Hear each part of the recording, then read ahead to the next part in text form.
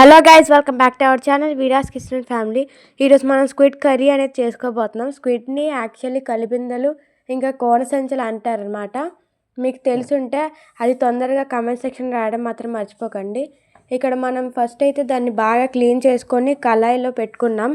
దాని వాటర్ అనేది ఇంకెంత వరకు దాని మీద అది కళాయిలోనే ఉండాలి, హై ఫ్లేమ్లో. ఇక్కడైతే మనం కుక్కర్లోని ఆయిల్ వేసుకున్న తర్వాత ఆనియన్స్ ఇంకా గ్రీన్ చిల్లీస్ ఇంకా కర్రీ లీవ్స్ అనేది వేసుకున్నాం.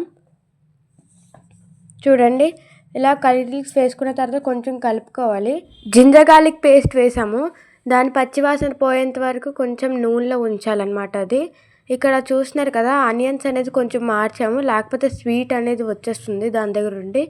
ఇంకా ఇక్కడ కొంచెం టొమాటోస్ వేసి టొమాటోస్ని మగ్గనివ్వడానికి కోసం సాల్ట్ అనేది వేసాం. సాల్ట్ వేసిన తర్వాత బాగా కలుపుకోవాలి. పక్కన మీరు కొంచెం స్వీట్ కూడా చూసుకొని ఉండాలన్నమాట. ఇక్కడ చూడండి, కొంచెం వాటర్ మగ్గినట్టు ఉంది ఇక్కడ. ఇంకా ఇక్కడ టర్మరిక్ ఇంకా ఆయిల్ ఎందుకు యాడ్ చేసామంటే అది కొంచెం స్టోరేజ్ కూడా ఉపయోగపడుతుంది. సో మీరు ఎప్పుడైతే ఇలా చేస్తారో అది మీకు క్విక్గా అవుతుంది రెసిపీ అనేది.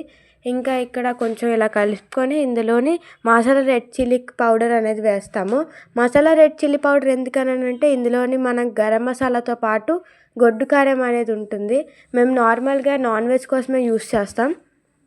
ఇంకా ఈ ఏదైతే స్క్విడ్ ఉందో అది ఇందులో వేసుకుంటాం అన్నమాట.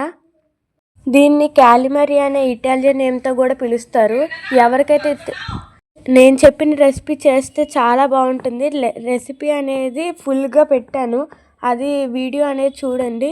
ఇక్కడ గరం మసాలా వేసి కొంచెం ఇలా కలిపేసుకున్నాం.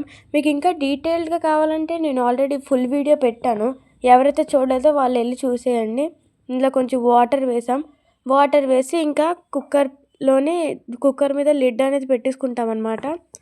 అది వన్ విజిల్ వస్తే చాలు. 1 విజిల్ కూడా కాదు, ఒక అలా చూస్తూ ఉండండి. ఎప్పుడైతే మీరు లిడ్ పెట్టారో దాని తర్వాత ఇది కొంచెం పులుసులా అనిపిస్తుంది. మీరు హై ఫ్లేమ్లో పెట్టి కలిపించుకుంటే అది కొంచెం దగ్గర అవుతుంది గ్రేవీలా. Thank you, bye. ఈ రెసిపీ కనుక నచ్చితే కమెంట్ సెక్షన్లో రావడం మాత్రం మర్చిపోకండి. ట్రై చేయండి. బాయ్.